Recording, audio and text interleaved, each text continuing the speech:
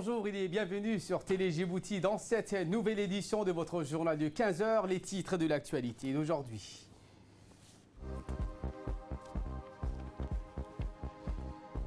La fondation de Diwana Zakad a organisé la distribution de la deuxième tranche de parrainage des orphelins ce matin en présence du ministre des Biens Waqf, Moumin Hassan Barri.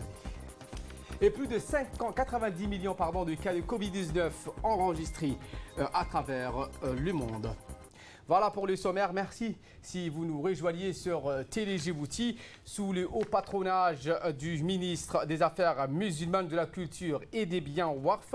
La fondation Diwana Zakad a organisé ce matin la distribution de la deuxième tranche de parrainage des orphelins 2020. L'événement a vu la participation du ministre du Budget, Abdoukarim Adan Cher, le ministre du Travail, Ousmane Ibrahim Roblé, le ministre de la Communication chargé des postes et des télécommunications, Radouane Abdillahi Bahdon, le ministre de la Santé, Mohamed Warsama Diriye, la ministre de la Femme et de la Famille, Moumina Ahmed Hassan, le secrétaire d'État à la Jeunesse et au Sport, Hassan Kamil, et en présence du directeur général de Diwana Zakad, Souleymane Hussein Moussa, de plusieurs cadres du ministère des Affaires musulmanes et de nombreux invités. Ils étaient quelques 1159 orphelins issus des différents quartiers de la capitale à avoir bénéficié de ce programme de solidarité. À noter que la fondation Diwana Zakad est chargée de collecter, d'organiser et de distribuer les revenus de la zakat conformément aux préceptes de droit islamique, mais aussi de sensibiliser, mobiliser la population sur l'importance de la zakat, qui est un des 5 piliers de l'islam. Rappelons que le Diwana Zakad est une organisation créée en 2004 par le président de la République, Al-Hajj Ismaël Omar Guelleh. Elle est un établissement public à caractère social attaché au ministère des Affaires musulmanes, de la Culture et des Biens Waqf.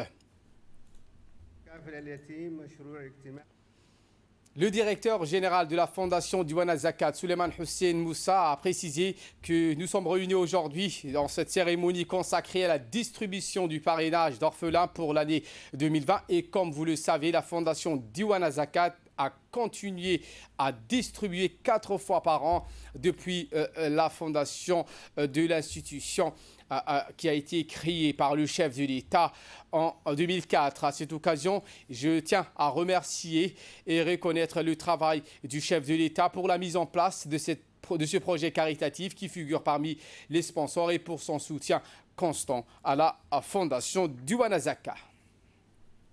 Prenons la parole en dernier. Le ministre des Affaires musulmanes, de la Culture et des Biens Waqf, Moumin Hassan Barri, a mis en exergue le rôle prépondérant que la fondation Diwana Zakad joue dans la lutte contre la pauvreté. Moumin Hassan Barri a souligné que la création de cette fondation faisait partie d'une série de mesures par lesquelles le chef de l'État a décidé de lutter contre l'extrême pauvreté. Il ne fait aucun doute, a précisé le ministre des Affaires musulmanes, que la fondation Diwana Zakad fait son travail malgré la crise sanitaire qui a frappé de plein fouet notre pays. Il a rappelé que la création de cette fondation faisait partie d'une série de mesures par lesquelles le président Guelleh a indiqué que cette fondation luttera contre la pauvreté. Et enfin, le ministre a exhorté les Djiboutiens entiers à contribuer davantage dans l'accomplissement des nobles actions de bienfaisance de cette fondation. Il a indiqué que le zakat est un des piliers fondamentaux de l'islam. Fin de citation. Je vous emmène à Mogadiscio, où toujours dans le cadre de la résolution du conflit et de litige entre la Somalie et le Kenya, la délégation diplomatique et militaire djiboutienne a entamé la seconde phase de sa mission de médiation mandatée par les chefs de l'État des pays membres de l'IGAD lors de la tenue du 38e sommet extraordinaire de l'IGAD. Cette délégation, rappelant, est composée essentiellement de l'ambassadeur de la République de Djibouti au Kenya, Yassine Elmibouh, de l'ambassadeur de Djibouti en Somalie, Adan Hassan Adan, du général Ali Mohamed Tahir, sous-chef d'état-major de la défense, le général Ousmane Nour Soumaglé, le colonel Mohamed Barkhad, le colonel Ali Adine, ainsi qu'un représentant de l'IGAD, toujours à la recherche de règlements pour venir à bout de ce différend et à parvenir à une compréhension mutuelle et bien évidemment dépasser les différends en respectant les intérêts de chacun. La délégation diplomatique et militaire djiboutienne s'est entretenue ce matin avec James Swan, représentant spécial du secrétaire général des Nations Unies pour la Somalie et le chef de mission d'assistance des Nations Unies en Somalie. La rencontre qui a eu lieu au sein du siège des Nations Unies à Mogadiscio s'est déroulée dans des bonnes conditions. Recueillir des informations, s'enquérir de la situation qui prévaut entre les deux pays voisins était donc l'objectif principal de la rencontre, mais elle a été aussi l'occasion pour le représentant spécial du secrétaire général pour la Somalie et le chef de la mission d'assistance des Nations Unies en Somalie de rendre un vibrant hommage à l'endroit de la République de Djibouti et plus précisément à la délégation diplomatique et militaire djiboutienne pour le travail qui sera accompli. Sous la présidence du Charmarké Moussé Aré, la commission des finances, de l'économie générale et du plan de l'Assemblée a procédé ce lundi 11 janvier à l'examen des projets suivants. Un projet de loi numéro 112 de l'année 2020 de la 8e législature portant approbation des comptes financiers de l'ONEAD pour l'exercice 2018 et un projet de loi le numéro 114 de l'année 2020 de la 8e législature portant approbation des comptes financiers de l'Office national du tourisme de Djibouti pour l'exercice 2018. Comme à l'accoutumée, cette assise a vu la participation de la représentation nationale, membres et non-membres de la commission, et s'est déroulée en présence de Mohamed Abdelkader Moussa Helem, ministre de l'Urbanisme, de l'Environnement et du Tourisme, et du secrétaire général du ministère de l'Agriculture, de la Pêche et de l'Élevage et des Ressources halieutiques, accompagné des directeurs généraux des établissements publics. Au terme de ce débat instructif et riche, l'Assemblée nationale et les membres du gouvernement ont donc remis un avis favorable à la prochaine séance publique à l'Assemblée nationale. Décentralisation à présent, ou la poursuite de la concertation du ministère Aramis avec les acteurs de la décentralisation après une récente réunion chargée d'échanges entre le ministère chargé de la décentralisation et l'exécutif des conseils régionaux sur les actions de l'année écoulée. Ahmed Hamad nous en dit plus. De route de la décentralisation tracée par le chef de l'État. Le ministre Aramis a ensuite partagé avec les présidents des communes les points à l'ordre du jour de cette réunion, à savoir un exercice du bilan de l'année écoulée des communes déclinées en termes des avancées et des difficultés rencontrées, ainsi que la présentation des perspectives auxquelles devra s'ajouter une réflexion sur l'amélioration des relations de travail des instances de la collectivité territoriale de Djibouti avec le ministère de la décentralisation, mais également entre elles pour une meilleure efficacité et efficience des actions à entreprendre.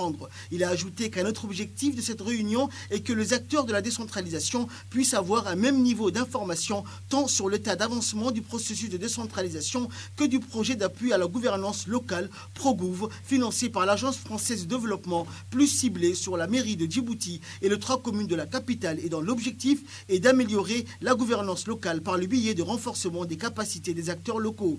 Le ministre Aramis a profité de l'occasion de cette réunion de concertation pour souligner l'importance d'une bonne coordination entre les instances élues, une proximité accrue de celles-ci avec la population, leur meilleure appropriation des projets des ministères sectoriels exécutés dans leurs communes, une franche collaboration avec ceux-ci et une mobilisation des communautés pour que celles-ci puissent s'associer au processus d'amélioration de ses propres conditions de vie. Le ministre Aramis a attiré l'attention des présidents des communes sur leurs responsabilités dans la salubrité de la ville. Elle doit être votre cheval de bataille, leur a-t-il dit. Dans ce volet, le ministre a jugé important de redynamiser les conseils d'hygiène des quartiers pour que la propreté devienne une affaire de tous. Il a promis que son département, en étroite collaboration avec le ministère de l'Intérieur, fera en sorte que les services techniques soient disponibles. Enfin, le ministre Aramis a rassuré les présidents de communes de son soutien et du soutien du gouvernement, tant dans le domaine de renforcement des capacités que dans la recherche des financements pour promouvoir le développement local, en rappelant que l'objectif premier du département dédié à la question de la décentralisation est surtout celui de l'objectif politique national, à savoir encore une fois celui d'améliorer le quotidien de nos concitoyens dans tous les secteurs, quel que soit leur lieu de résidence. Les trois présidents de communes respectivement ont tour à tour pris la parole pour remercier le ministre Aramis pour cette initiative de concertation opportune et pour son engagement. Eh bien, les épreuves physiques et sportives des jeunes recrues des forces armées djiboutiennes se poursuivent. C'est dans le cadre de la politique de rajeunissement. Les forces armées djiboutiennes ont procédé à un recrutement des jeunes parmi la population civile, hommes et femmes confondus. Le profil recherché était des spécialistes de toutes les disciplines, allant de l'aide-soignant à l'ingénieur en informatique en passant par le juriste. Après 10 longs jours de sélection, les candidats retenus ont été convoqués pour les épreuves physiques et sportives ainsi que les examens médicaux. Ces épreuves sportives physiques et sportives comprenaient 4 ateliers repartis comme suit. Les tractions pour tester la force des bras, un test Cooper qui est une course chronométrée de 12 minutes, les abdominaux et les séries de pompes. Pour chaque discipline, le temps ou un quota bien défini était imparti. C'est dans cet état d'esprit que les jeunes candidats ont été rassemblés tôt ce matin au stade Al-Hajj Hassan Goulet d'Aptidon. Après l'accueil, un calendrier indique la date exacte de passage des épreuves physiques et sportives. Ainsi, il est demandé à tous les jeunes dépositaires des dossiers de se présenter devant le stade Al-Hajj Hassan Goulet pour savoir la date de passage des épreuves indiquées devant son nom.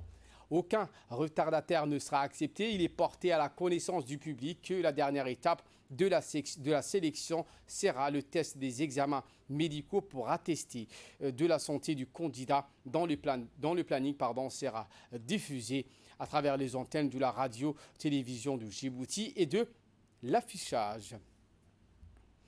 La route Tadjoura-Balhou, un désenclavement de ces secteurs, une connexion avec l'Éthiopie, une activité économique en plein essor, avec la mise en service de ce corridor nord, douane, immigration, sécurité, tous les dispositifs sont en place pour tirer profit de cette infrastructure. C'est un magazine de la rédaction préparé et conçu par Abdelrahman Chibachi.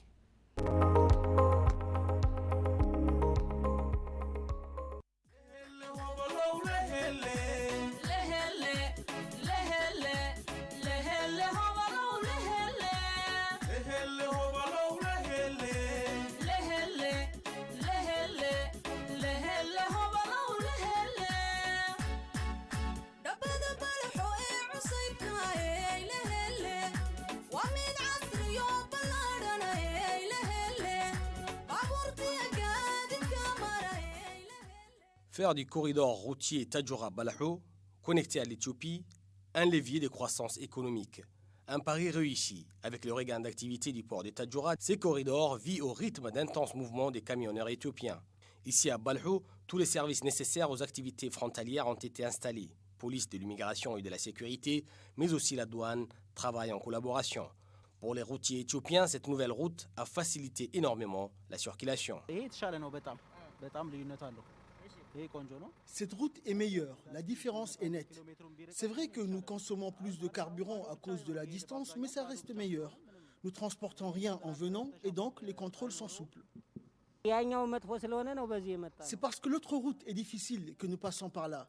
C'est plus de distance à parcourir, mais ça va. En attendant, j'emprunterai cette voie. Pour la première fois depuis l'inauguration de la route, les agents de la douane et notamment ceux en poste à Balhou connaissent une intensification des contrôles des véhicules. Tous les camions remorques sont passés au crible. Rien n'est laissé au hasard. Des fouilles minutieuses pour lutter contre les marchandises illicites qui nuisent à la santé publique ou à l'économie nationale. Gamma fait partie de cette équipe des douaniers qui travaillent jour et nuit.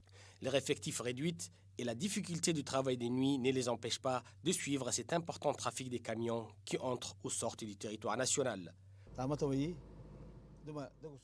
En ce moment, nous avons plus de travail. Avant, la douane s'occupait de quelques marchandises pour Tadjoura. Là, il y a plus de transit. 600 camions entrent et plus de 100 venant du port de Tadjoura sortent. C'est le bon état de la route qui encourage les camionneurs. Ils sont satisfaits.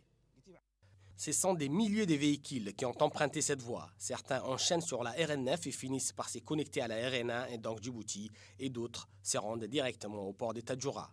Pour Djilani Chehem, l'augmentation du trafic est naturellement synonyme de plus de travail pour lui et son équipe. Il est évident que notre travail soit lié à l'intensité du trafic routier. Maintenant que le port fonctionne bien, les choses avancent.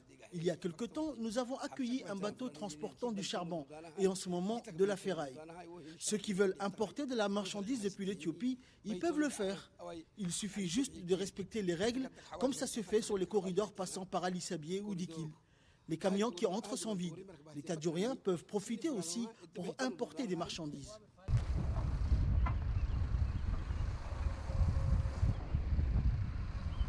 Avec la mise en service de cette route, des nouvelles activités génératrices des revenus ont fait leur apparition, comme ces petits restaurants en bordure de mer. Après des longues heures de route, les camionneurs s'y restaurent et profitent de l'air marin. C'est très satisfaisant. Le propriétaire est aussi une bonne personne. Il nous soutient et il mérite qu'il aille de l'avant. Nous sommes très heureux. Tout au long du trajet, depuis la frontière, les gens ont été très accueillants. C'est la même chose ici. Rien à dire sur l'accueil.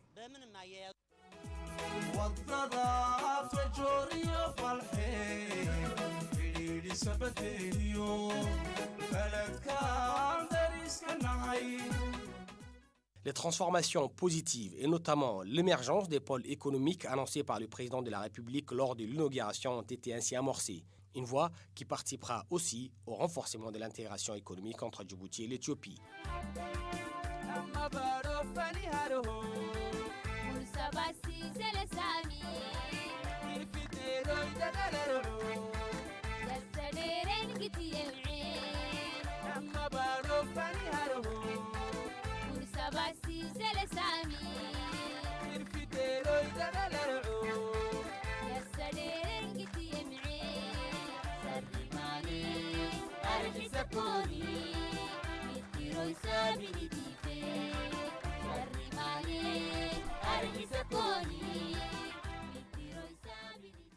Ali Sabié, cette fois, où la direction de l'hôpital régional d'Ali Sabié, Dr Ahmed Absi, a réalisé une caravane médicale multidisciplinaire au profit de la population de la localité de Assamo, région d'Ali Sabié. Une caravane médicale dispensée des soins au profit de la population de cette dite localité et ses environs. Au total, 400 personnes ont pu bénéficier.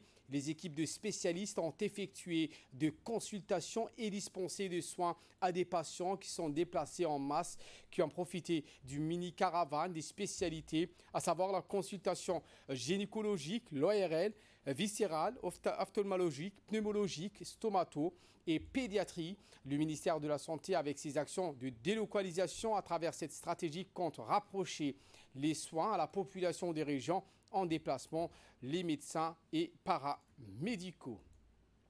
Nécrologie pour clore l'actualité nationale. Feu Habib Dona. Nous avons le regret de vous annoncer le décès de feu Habib Ali Dona, survenu ce matin à Addis Abeba en Éthiopie. Personnalité exceptionnelle, très serviable, très humain.